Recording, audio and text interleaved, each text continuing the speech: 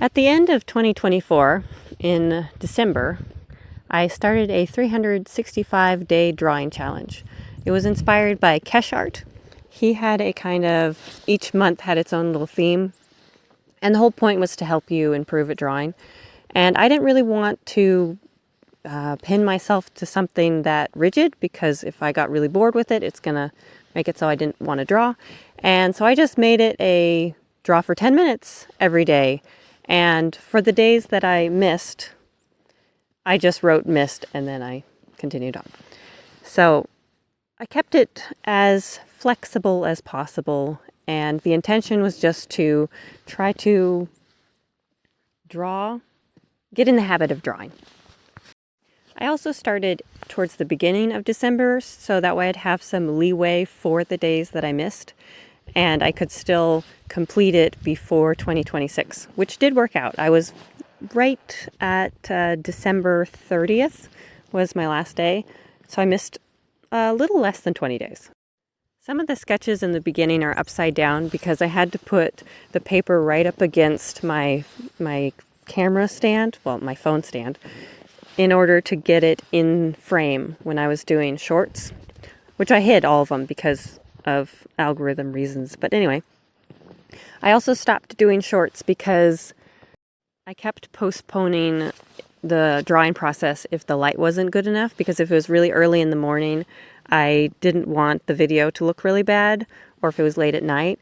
And so then I'd end up skipping days, and it was working against me.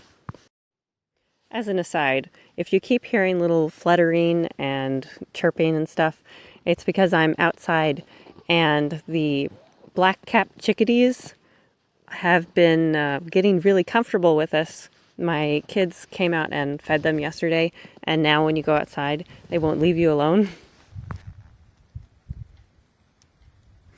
I don't have any food.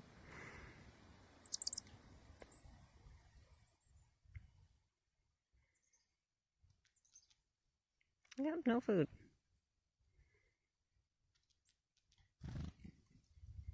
Doesn't like me grabbing your foot. Hi. Are you nicer? Oh, you too. I don't have anything. I've heard people talk about needing to have some sort of a prompt or a particular thing that they draw every day. Some people have mentioned trees. And I don't have a problem with that. So when I would sit down to draw, I would just think of something, or if nothing was really coming to mind, I would usually just draw a face. I'd draw a circle, and then I'd kind of see what appears, and I would draw eyebrows, and then kind of discover who the person is.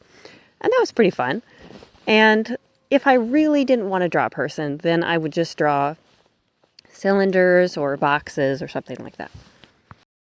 And I went through different phases where I was gesture drawing or copying different cartoons that I had, and I tried reference drawing, and if I really didn't like it, I would cross it out and then I would try again.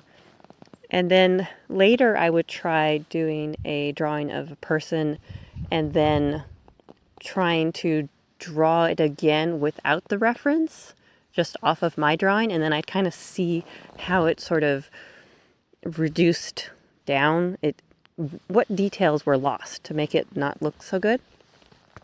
I also figured out the thirds and quarters of the year. So like right here, I made it to a quarter of the year, and it made it a nice little milestone to be able to easily see how far I'd gotten.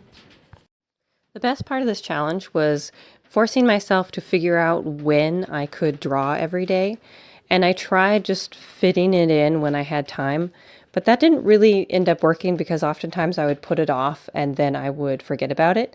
So I had to figure out a kind of a consistent routine, and for me that worked best in the morning. Get up, draw, and then I wouldn't have to worry about it for the rest of the day. But for other people, it seems to work better if they draw at night, but I guess the nice thing is that when you attempt something like this, you have to figure out when you can actually fit it in.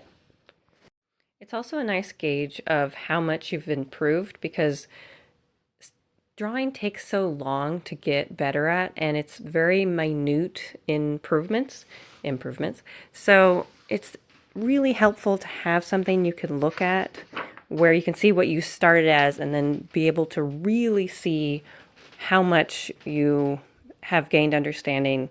Like in my case, it's mostly faces, so I can see that I've gotten a lot better at understanding the different proportions.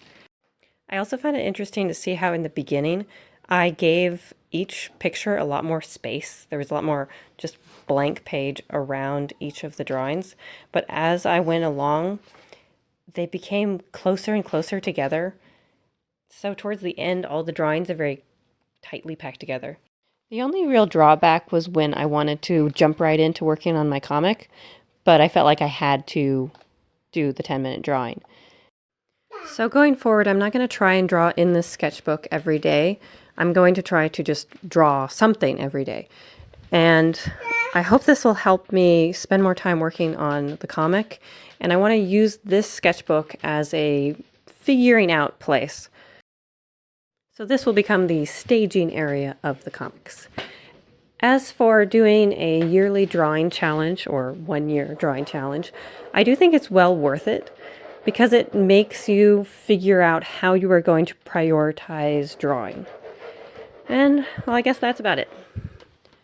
So, thank you for watching, and I hope that this was somewhat helpful and that maybe you will try a challenge, or if you have tried a challenge, if you'd let me know how it went for you or how it's going for you, I would be interested to know.